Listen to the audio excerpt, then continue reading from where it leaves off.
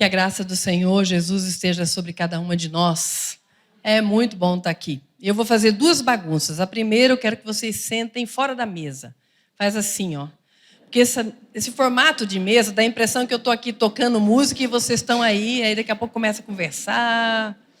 Então, para a gente poder se concentrar, vamos ficar mais de frente, mais próximas. Pode chegar mais perto, se precisar também, não tem problema.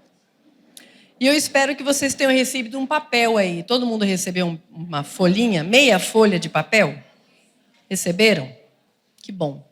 Eu vou pedir também água, se puder, para mim, por favor. Pode ser sem gelo mesmo, tá? Obrigada. Antes da gente ler o texto, eu queria que você pegasse esse papel. E há toda uma maneira de se fazer isso. E vocês têm que me prometer que vocês vão obedecer bonitinho. Senão não funciona. Primeira regra, não pode olhar o que a outra está fazendo. Eu sei que isso é uma tentação. Agora virou mais tentação ainda, depois que falei que não pode, né? Não existe certo e errado. O que você fez é certo, ok? Então não se preocupe com o que a outra está fazendo. Se você achar que ela está fazendo besteira, o problema é dela. Não se preocupe. Você tem que só fazer o que eu te pedi. Não está muito alto o som, não, gente? Estou achando que, não sei se é o retorno que está tão alto.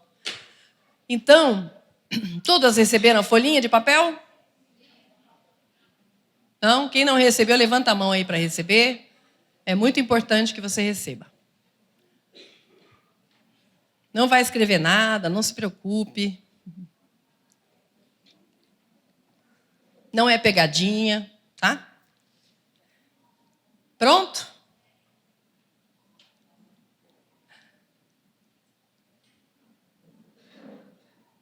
Ok, mais alguém?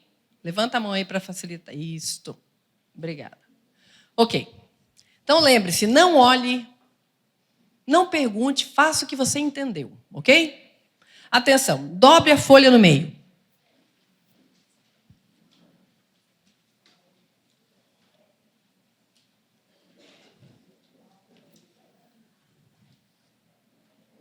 Rasgue a ponta da direita.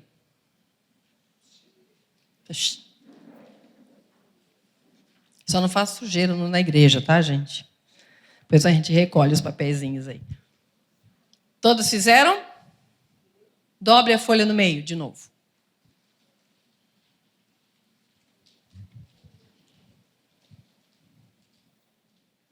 Rasgue a ponta da direita.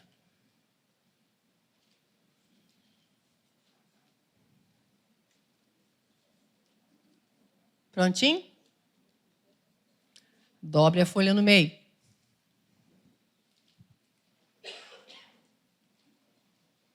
E rasgue a ponta da direita. Agora vai ficar mais difícil um pouco, né? Ok, agora eu quero que você abra e você olhe, pode olhar para trás para ver tudo que saiu. Todo mundo fez a mesma coisa. Pode abrir e mostre, por favor. Mostre.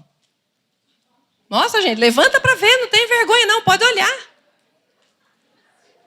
Vocês não entenderam o que eu falei, não? O que aconteceu? Vocês têm problema? Todo mundo entendeu as minhas instruções?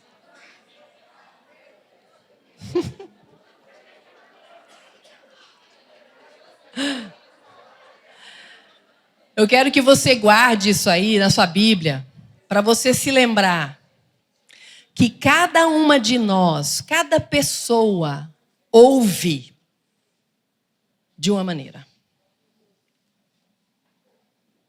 Tá? Nós ouvimos de acordo com o que a gente conhece. Tinha gente que nem sabia o que era direita e esquerda. Tá? Que nem eu, quando eu estava na escola, eu fazia assim, tinha um calinho para saber onde é que era a direita. Era o calinho do lápis, né? O outro ficava assim, doidinho para olhar o que a outra está fazendo, né? Mas nós refletimos o que a gente já tem antes. Por isso que o nosso ouvir nem sempre ele é puro, como deveria ser. E ao mesmo tempo nós vamos falar hoje de algo que todas nós mulheres precisamos refletir sobre isso. O seu lar, seja você quem for nesse lar, qual função você tenha, reflete a sua alma. Deus deu a nós mulheres, e lá Deus não diz assim, a esposa sábia edifica a sua casa, diz a mulher sábia. E a tola não precisa da ajuda nem do diabo, ela destrói a casa dela sozinha, não precisa da ajuda de ninguém. É muito sério esse poder que a gente tem. Então a gente tem que tomar muito cuidado com o que a gente entende, como a gente entende, como a gente pratica o que a gente pensa que entendeu. E o tema de hoje é exatamente sobre isso. O seu lar reflete a sua alma. E nós vamos ler um texto de Salmos 131. E como diz o Spurgeon, ele diz o seguinte: esse salmo é o mais curto para se ler e o mais longo para se aprender. Se ele fosse mais longo, a gente não dava conta. Ele foi curto porque o que ele diz é tão sério, né, que tinha que ser curtinho. Só tem 3 versículos. Salmo 131. Vamos lá? O Senhor não é soberbo o meu coração, nem altivo o meu olhar. Não ando à procura de grandes coisas, nem de coisas maravilhosas demais para mim. Pelo contrário, fiz calar e sossegar a minha alma, como a criança desmamada se aquieta nos braços de sua mãe. Como essa criança é a minha alma para comigo. Espero, ó Israel, no Senhor, desde agora e para sempre. Vamos orar? Pai querido, a tua palavra está aberta e eu não posso e nem quero fazer nada acontecer aqui. Se o Senhor não falar, não vai acontecer. Então, em nome de Jesus, que o Senhor tenha liberdade de falar através de mim e a despeito de mim. Que a tua palavra flua com liberdade no coração e na mente de cada uma dessas irmãs que estão aqui porque o Senhor nos trouxe, Pai. O Senhor sabe por que nós precisávamos estar aqui, para ouvir essa palavra, para ouvir essas músicas e cantar essas músicas ao Senhor, para nos relacionarmos com as pessoas, ouvirmos o que a gente ouviu e que ainda vai fazer. E te pedimos que nós não passemos ilesas pela tua presença, Senhor, mas que algo novo dos céus venha e se instale em nosso coração. Em nome de Jesus. Amém. Esse salmo é um salmo de Davi, muitíssimo interessante, pequenininho, mas muito, muito profundo. E ele trabalha de algumas coisas que vão, não sei se vocês percebem isso, vão de forma totalmente contrária à nossa cultura. A nossa cultura, seja para a mulher ou para o homem, mas principalmente para a mulher hoje, é da gente se afirmar como pessoa, da gente ser poderosa, né, empoderada, da gente ser competitiva, da gente estar em todas, ser multitarefa, como a gente viu aqui, né? E isso é fantástico, mas isso pode ser um desastre. Porque isso pode criar em nós uma independência de Deus. E esse salmo, ele fala de 2 coisas muito interessantes. Se você fechou a Bíblia, abra. Se você desligou o celular, ligue. Salmo 131. Olha o primeiro versículo. Vamos ler juntas, se vocês têm pelo menos só as 2 primeiras expressões aí que fala do coração e do olhar. Vamos ler? Se vocês têm a versão revista e atualizada. Vamos lá? Senhor...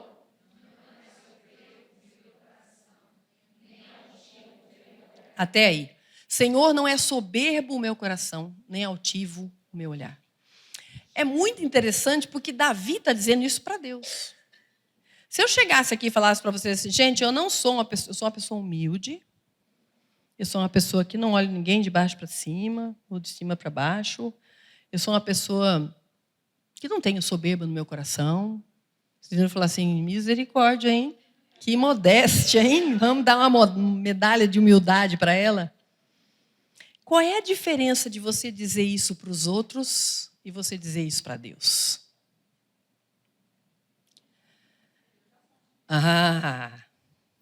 Deus já sabe. Qual é a diferença do que Davi está dizendo para que o fariseu, aquela oração que aquele fariseu fez, lembra do fariseu com o publicano? Ele chega e bate no peito e fala, eu te dou graças porque eu não sou igual a esse aqui. Eu dou meu dízimo, eu faço e aconteço. Mas não é isso que Davi está fazendo aqui? Não. Davi não está se comparando com ninguém. Davi chega para Deus e diz assim, Senhor, eu sou rei. O Senhor me deu muito mais do que eu jamais tive. Mas o meu olhar não é altivo. Eu não ouso. Porque se você tem relacionamento com Deus, você não é louca de dizer isso para Deus, se isso não é real. Ou é? Senhor, eu sou muito humilde, o Senhor sabe. A gente só não cai morto porque não está na época do Antigo Testamento, né? Senão Deus... Né? Mas o que ele quer dizer com isso? Ele está trabalhando uma coisa que eu acho que nós precisamos rever hoje. Porque nós hoje, infelizmente, muito da base do que a gente faz dentro e fora das nossas casas tem a ver com altivez, com soberba. Tem a ver com que eu tenho que ser melhor do que. Às vezes até o esposo, o namorado, o pai. A gente compete. A gente não pode ficar atrás. A gente não percebe como esses sentimentos do nosso coração, que são contrários ao que Davi está falando aqui, têm tomado conta da nossa sociedade e da igreja e do nosso coração, e a gente não percebe. O que a gente vê mais hoje é gente cheia de direitos. Uma das coisas que me irrita profundamente é mulher que se separa e fala assim, agora eu quero ser feliz. Você não queria ser antes, não, criatura?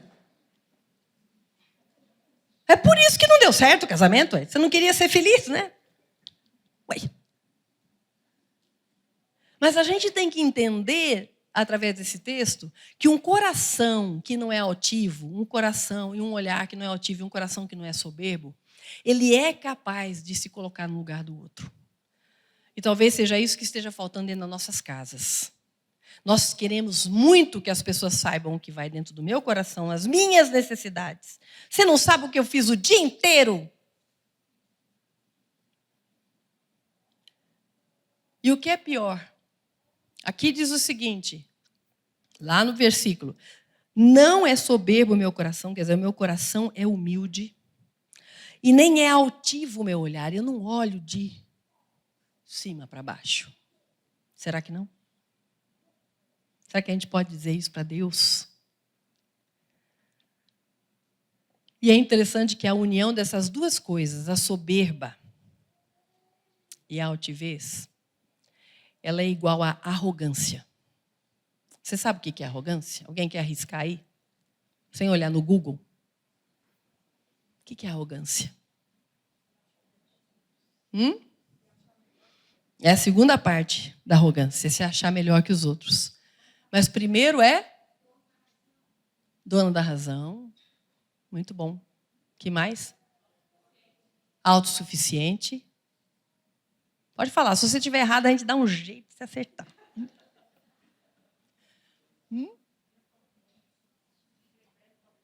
Prepotente.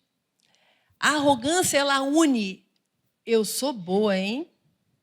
E você não é tão boa quanto eu. Mulher tem muito isso.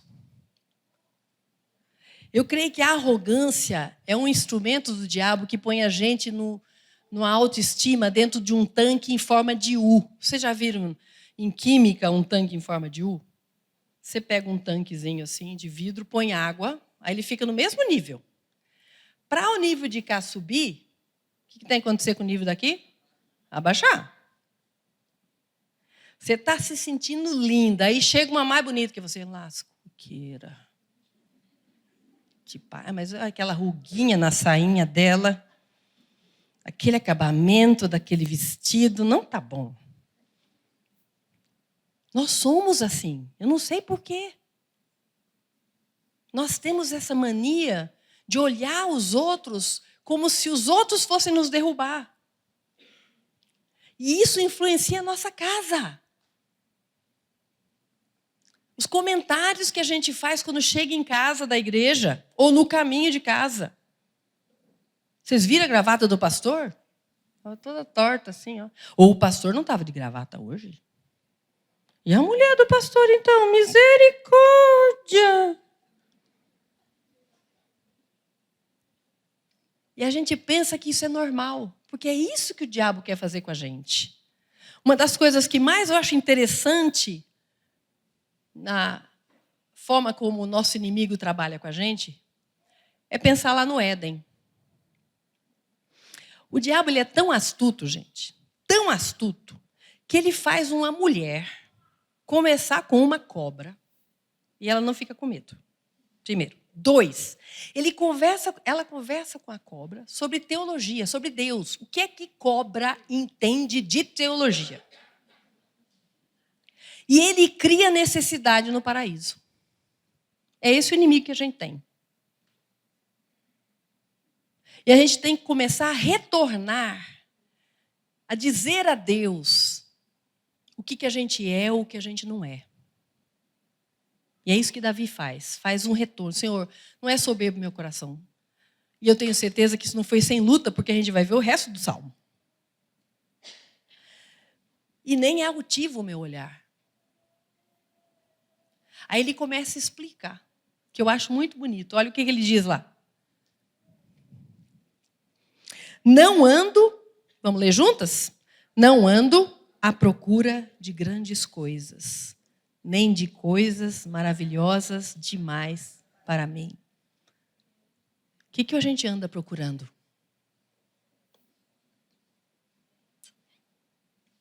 Por onde a gente anda em busca disso? O que é que faz você correr hoje atrás? Às vezes é necessidade de ter alguém. Às vezes é a necessidade de se livrar de alguém. Às vezes é arrumar algo para fazer para ficar fora da vida normal, das coisas cotidianas, porque a vida é cotidiana e nem sempre é fácil. E que são coisas que são fora do nosso alcance, maravilhosas demais para nós. Ele está falando, Senhor, eu não estou procurando essas coisas, não. Será que nós não estamos procurando essas coisas? Gente, hoje eu vejo, nós cantamos uma música hoje fantástica, né, que diz que nós somos carta escrita de Deus. O que as pessoas da nossa casa, primeiramente, estão lendo? Se você é uma carta, a carta se destina a ser lida, não é? O que as pessoas estão lendo? Quando elas veem a gente correndo para lá e para cá, atrás de coisas, elas estão vendo a gente atrás de coisas não maravilhosas demais para nós?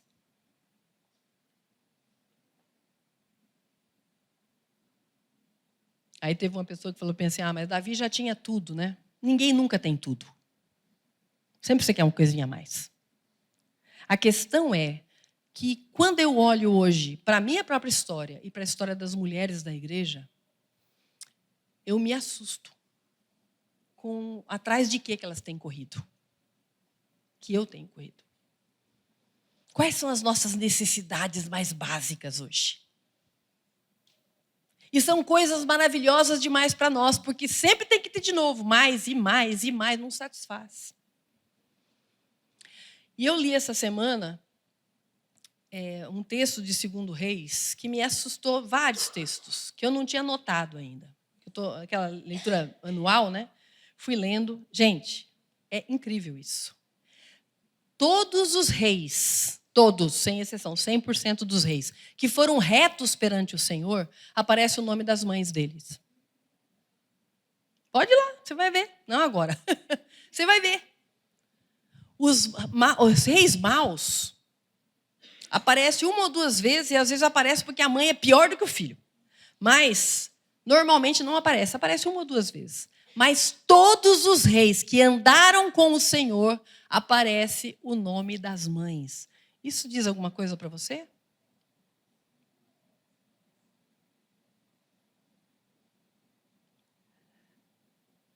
Quanto você tem corrido atrás de abençoar a alma das pessoas que moram dentro da sua casa? A alma. Não é o ego, não são as necessidades materiais, nem as concorrências, nem as competições, nem as doenças que a gente mesmo cria. Quanto nós temos gasto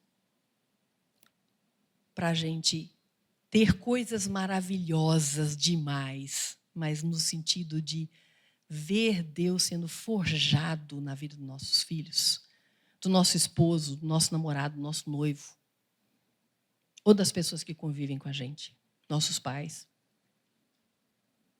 Davi está dizendo assim, Senhor, não só eu não sou uma pessoa que busco coisas maravilhosas, mas eu entendo a minha dependência do Senhor, que é isso que uma pessoa humilde tem que ser.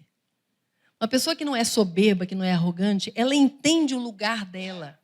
E o que o outro tem ou não tem não faz diferença. E isso é uma coisa difícil. Por que é difícil? Olha lá o versículo número 2. Ele mostra o contrário disso, né? Como é que ele conseguiu isso? Olha a comparação que ele faz. Pelo contrário, fiz o quê? Pode ler. Calar. Pode ler. Vamos ler de novo todo mundo junto? Vamos lá? Pelo contrário, fiz calar e sossegar a minha alma, como a criança desmamada se aquieta nos braços de sua mãe, como essa criança é a minha alma para comigo. Para com quem? Eu aprendi esse salmo errado. Eu sempre li assim é minha alma para contigo. Não, é para comigo. Não é para com Deus. Olha o que Davi fala. Eu tenho a oportunidade de ser soberbo. Eu tenho a oportunidade de ser altivo. Às vezes já conquistei muita coisa, até maravilhosa. Mas o que eu fiz? Eu fiz calar e sossegar a minha alma. É guerra. Hoje a nossa guerra é contra o peso. A nossa guerra é contra a depressão. A nossa guerra é contra pânico. A nossa guerra não é com ser aquilo que Deus gostaria que eu fosse. Nós mudamos o foco e por isso estamos cada vez mais perdidas. Fez calar. Cala. Alma, cala. Chega. E sossegar a minha alma. Sossega. E eu acho linda essa comparação de Davi, porque ele pega uma criança desmamada. Não é uma criança que acabou de mamar, não. Porque tem criança que acabou de mamar e quer continuar chupetando a mãe, né? É uma criança que já deixou de mamar na mãe. E ela vai para a mãe por causa da mãe, e não por causa dos peitos da mãe. É diferente. Mas esse relacionamento não é com Deus, é com a sua alma. Você desmama algo que faz com que você vá para você pelos motivos errados. Uma autoestima completamente trocada, bagunçada, que aceita tudo o que se fala, menos o que precisa aprender.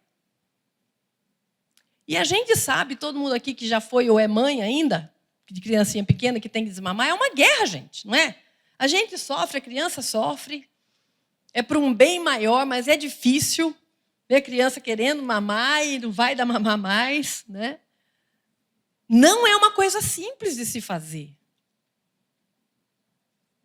E Davi, ele mostra para a gente uma coisa bem interessante aqui, que ele fez calar. Ele fez a alma dele sossegar. Você conversa com você? Tem uma mulher da nossa igreja que eu morro de rir dela. Ela fala assim, eu sempre falo para mim, você é bonitinha. Lindinha. Mas tem uma autoestima desse tamanho assim. Não adianta nada a conversa dela, você não está se convencendo de nada aí. É muito interessante que o livro de Salmos mostra muito isso.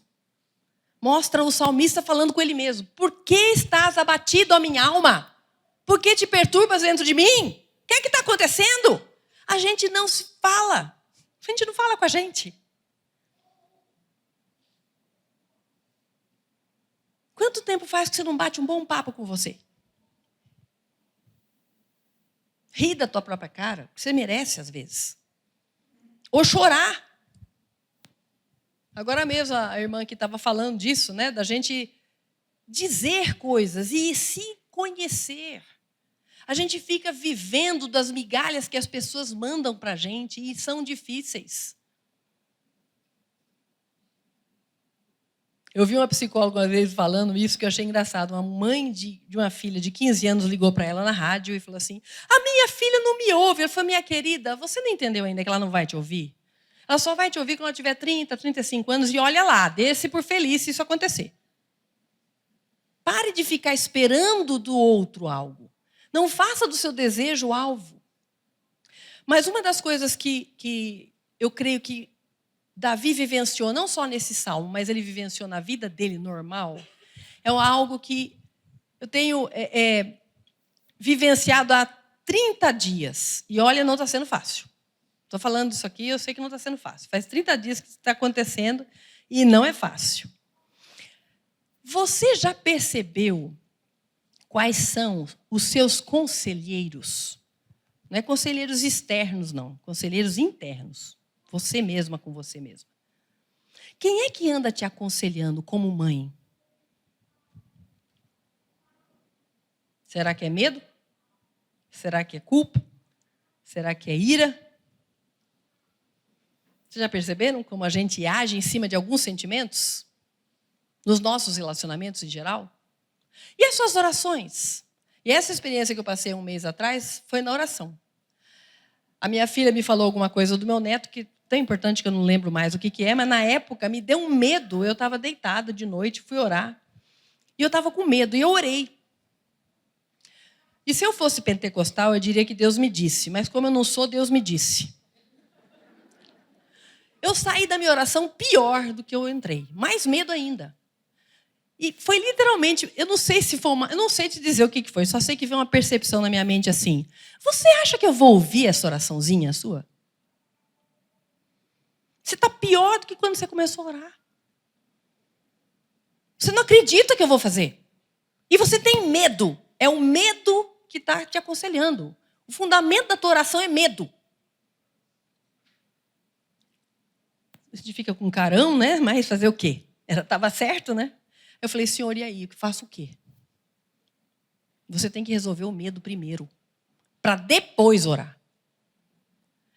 Vou fazer uma pausa aqui, na minha experiência, para contar a experiência de Davi. Davi volta de uma guerra terrível com seus homens, aqueles bandoleiros, aqueles marginais, todos que ele reuniu. Ele volta para Ziclag, a cidade que ele tinha ganho, onde estavam as mulheres, as crianças, a cidade dele, do pessoal dele, da turma que foi na guerra com ele. Quando ele chega lá, sabe o que ele vê? A cidade está completamente incendiada e levaram as mulheres e as crianças, os filhos. E ele tinha por volta de 600 a 800 homens com ele. E para agravar mais ainda, os homens queriam apedrejá-lo. Pô, você leva a gente para a guerra, a gente volta para casa, não tem casa. Quer uma situação mais complicada do que essa?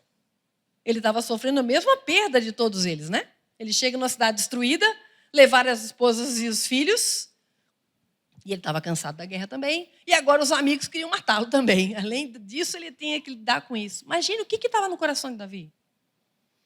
Aí a Bíblia fala uma frase que para mim veio na minha mente quando eu estava passando por isso. Então, Davi animou-se no Senhor. Aí continua. Depois disso, ele pede ao sacerdote para trazer a estola sacerdotal, aí ele vai orar. Dá para entender a diferença?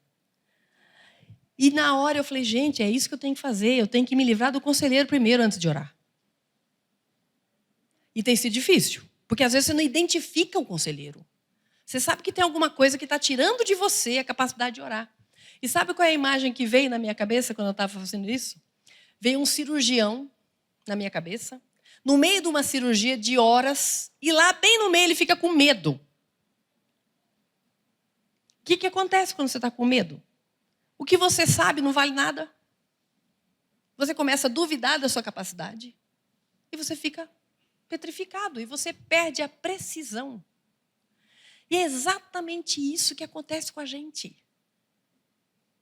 A gente tem que aprender a fazer calar e sossegar essa alma que está incapaz de orar por um filho que não está indo bem, está doente. Um marido que está estranho. Uma família que está se perdendo. Ou eu mesmo, a minha própria vida, a minha própria doença. Então eu comecei a fazer, e não é fácil, gente. Não estou dizendo para você que eu cheguei lá, não. Eu gasto mais tempo me livrando dos meus conselheiros em oração do que orando por alguma coisa. E eu falei para Deus nesse dia, Senhor, eu não consigo, esse medo está me... Eu chegava a dar uma coisa no peito, assim, de tanto medo. Eu falei, Senhor, com esse medo eu não posso orar, mas eu não consigo me livrar dele, não. Ele faz parte da minha vida. A vida toda foi assim. Gente, sem brincadeira, comecei a orar, chorar. Samuel estava dormindo, nem estava sabendo nada que estava acontecendo. De repente, fez literalmente assim. O medo desapareceu. Eu falei, Senhor, eu vou orar, mas eu estou com medo do medo. Dele voltar. Tem misericórdia de mim. E eu orei. E foi tão gostoso poder colocar aquela pessoinha, meu netinho, na mão de Deus, sem medo. E no outro dia cedo, Deus ouviu. Não sei se ele iria ouvir 2 dias depois, mas isso tem sido uma constante. Então, quando Davi fala, identifique o que é que tem que mandar calar a boca em você. Chega! Ele fala isso, eu fiz calar. Chega! Fiz sossegar. Calma. Calma. E é interessante que quando Deus vai falar com Caim, Deus fala uma coisa muito séria para Caim, lá no começo, né? Deus diz para ele assim, o teu desejo será contra ti. Cumpre a quem dominá-lo?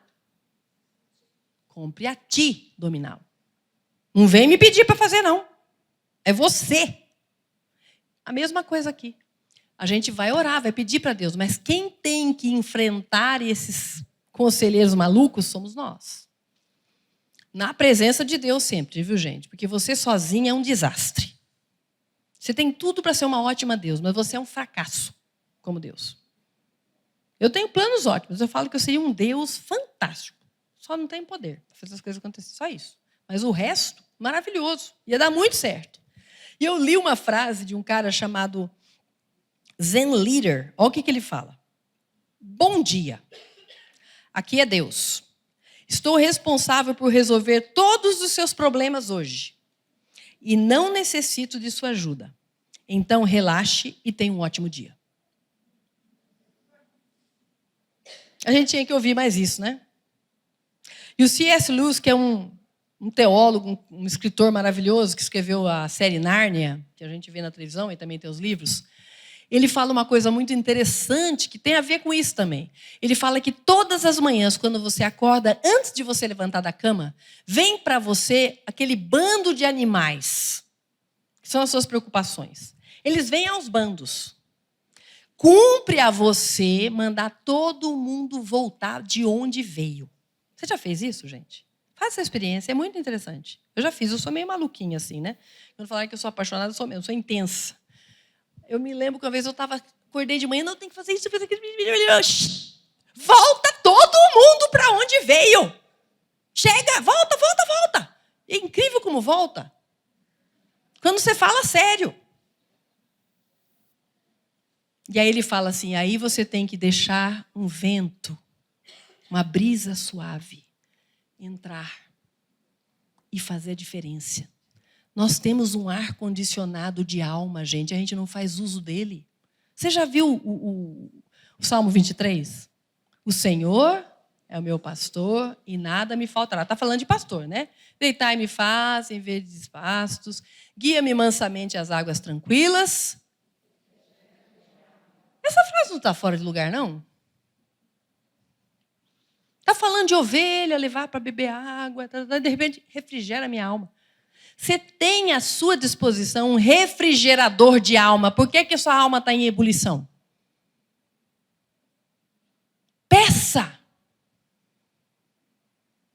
Mas antes de pedir isso, fale para a tua alma. Chega, você não está cansada, não? Eu falo às vezes para Deus, eu estou com 60 anos, será que eu não vou cansar? De sempre estar no mesmo caminho? Eu preciso melhorar. E como Deus tem paciência, né, gente? Talvez seja esse o nosso mal. Deus tem muita paciência com a gente. E Davi fala aqui uma coisa linda. Depois que ele mostra toda essa luta, né? Que ele fez a sua alma calar, fez a sua alma sossegar. Olha o que ele fala. Ele já não está falando mais nem dele e nem com Deus. Ele está falando com quem está lendo. Vamos ler? Espera, ó Israel, no Senhor, desde agora e para sempre.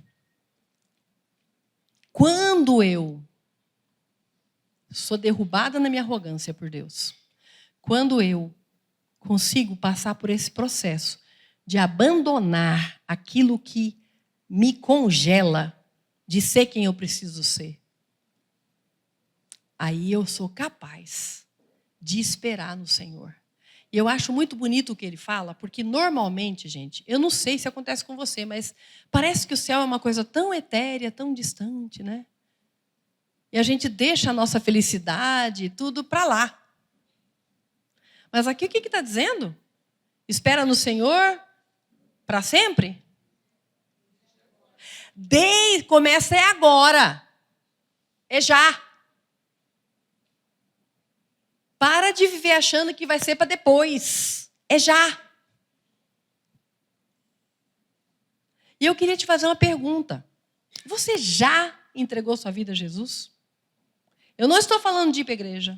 Não estou falando de ir para essa igreja, para aquela igreja, não sei o que. Não estou falando de subir no monte, descer no monte. Não estou falando de ser líder. Não estou falando de dar dízimo. Não estou falando nada disso. Eu estou falando de um dia ter parado essa história e falado para Jesus, Jesus, chega. Eu não quero continuar sozinha. Eu não dou conta. Eu não sei melhorar. Eu vou para o acampamento, eu volto melhorzinha, né? Uma semana, depois volto a ser a mesma megera que eu sempre fui. Eu quero mudar, mas eu não sei. Por isso eu estou me rendendo. Eu quero entregar para o Senhor a minha vida. Você já fez isso? Se você não fez, por favor, faz. Eu vou fazer uma oração aqui agora, você faz comigo. Eu não preciso fazer mais essa oração, porque Jesus me deu vida eterna. Se é eterna, a gente não perde, né? Mas quem não fez, precisa fazer. Porque ele não conhece criaturas, ele conhece filhas. Tá? Quando Deus, a Bíblia diz que Deus tem os filhos dele, ele reconhece os filhos. E tem todo mundo que fala assim, todos são filhos de Deus. É ruim que Jesus morreu, Deus matou Jesus à toa, né? Porque se todos são filhos de Deus, por que Jesus teve que passar por tudo que passou?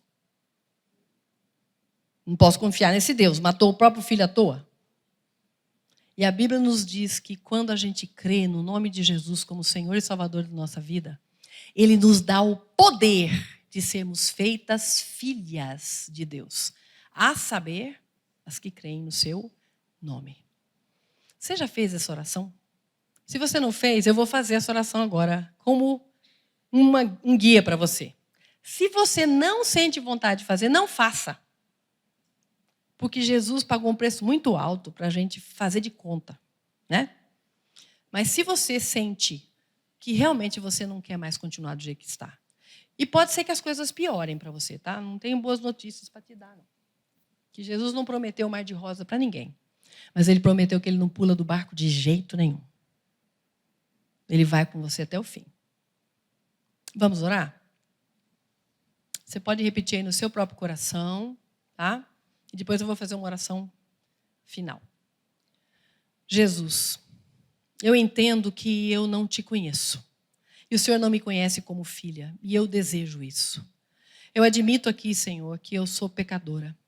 E que tudo que eu tenho tentado fazer até agora não é o que deveria ser. Eu tenho errado o alvo. Eu não tenho sido a pessoa que eu gostaria de ser. Eu tenho tentado, mas eu não tenho conseguido. Por isso eu me rendo aqui ao Senhor, Jesus. Eu quero que o Senhor tome conta da minha história, da minha vida, dos meus relacionamentos, de tudo que eu sou, de tudo que eu faço. Não permita que eu continue sendo do jeito que eu sou. Mas seja o Senhor em mim. quem eu preciso ser. Eu me rendo e digo ao Senhor que o Senhor é o Senhor da minha vida, o Salvador da minha vida, e eu desejo que o Senhor ande comigo de hoje para frente. Em nome de Jesus, vem, Senhor, vem e faz diferença na minha história. Jesus, o Senhor morreu por mim, eu entendo que o Senhor fez na cruz é por mim. Lava-me, me dá uma nova vida. Eu sei que o Senhor é capaz de limpar o meu passado e de me fazer sentir nova em Ti. E é isso que eu desejo. É em Teu nome que eu oro, Jesus. Amém. Se você nunca fez essa oração, não fez agora, não deixe de fazer. É a oração mais importante da sua vida. Não deixe que a sua reputação de gente boa esteja entre você e a eternidade com Cristo. O que as pessoas pensam de você não interessa. O que Jesus pensa de você é que interessa. Porque é Ele que vai dizer lá no final quem vai para cá, quem vai para lá. Né? Vamos orar mais uma vez? Eu queria que você pensasse em você e o que tem coordenado a sua história. O que é que tem mandado em você, nos seus relacionamentos, nas suas orações? Quais são os conselheiros que não só estão influenciando a sua vida, mas estão influenciando o seu lar? Seja você filha, mãe, vó, nora, tia, amiga. Quem são esses conselheiros? E se você não sabe ainda, peça para Deus fazer isso, te mostrar. E que você não ore e não se relacione mais em cima desses sentimentos. Porque esses sentimentos são sabotadores de fé, sabotadores de relacionamentos reais, sabotadores da alegria e da plenitude que Deus tem para você. E nós temos vivido aquém daquilo que Deus tem para nós. A Bíblia diz que Jesus morreu por nós para que nós tivéssemos vida e vida em abundância. Não aceite menos do que isso. Nós temos vivido na mediocridade. E aceitamos isso como normal. Nós precisamos acordar. E botar tudo isso para correr em nome de Jesus. Para que a gente viva mais plenamente. Vamos orar? Senhor Jesus, nos ajude, Pai. A fazer nossa alma calar. Sossegar. Dentro da gente mesmo. Como a Tua palavra diz. Que o Senhor nos dê um espírito estável. Nos ajuda a identificar quem tem sido nossos conselheiros. Se somos nós mesmas, Pai, com sentimentos, com coisas que a gente traz no passado, em nome de Jesus, nos livra disso, Senhor. Se é um inimigo, blinda a gente, Pai, para que a gente identifique e a gente possa também repreendê-lo em Teu nome. Para que as nossas orações sejam mais precisas, sejam flechas certeiras. Para que os nossos relacionamentos, Senhor Deus, sejam reflexos do Senhor, como a gente cantou aqui hoje. Para que nós possamos realmente ser cartas escritas de Cristo. Para que as pessoas na nossa casa possam ver em nós exemplo e que nós possamos marcar o caminho para os nossos filhos, para os nossos netos, bisnetos e até 1000 gerações, Pai. Para que nós possamos ser diferentes do que temos sido. Livra-nos de nos conformarmos com essa vida medíocre, Senhor. Uma vida que não reflete o Deus que nós temos. Um Deus de poder, um Deus que não mudou. Um Deus que pode fazer todas as coisas novas para nós. Senhor Deus, nos ajuda, Senhor Deus, porque o Senhor sabe como nós somos. O Senhor sabe que nós nos acomodamos. Nós não queremos fazer a alma calar coisa nenhuma. Nós não queremos fazer nossa alma sossegar coisa nenhuma. Nós queremos perturbar a vida das pessoas que vivem com a gente. Nós fazemos o nosso lar um inferno muitas vezes. Nós estamos derrubando as nossas casas com as nossas próprias mãos, Pai. Porque nós não fazemos pausas. E nós não entendemos que o Senhor pode nos usar para fazer grandes coisas a despeito de quem somos. Nos ajude, Pai. Nos ajude. E nos ajude a realmente poder nos aproximar do Senhor como Davi. E dizer essas coisas todas que Ele disse, de verdade, no nosso coração. Em nome de Jesus eu te agradeço e te peço. Amém, Pai.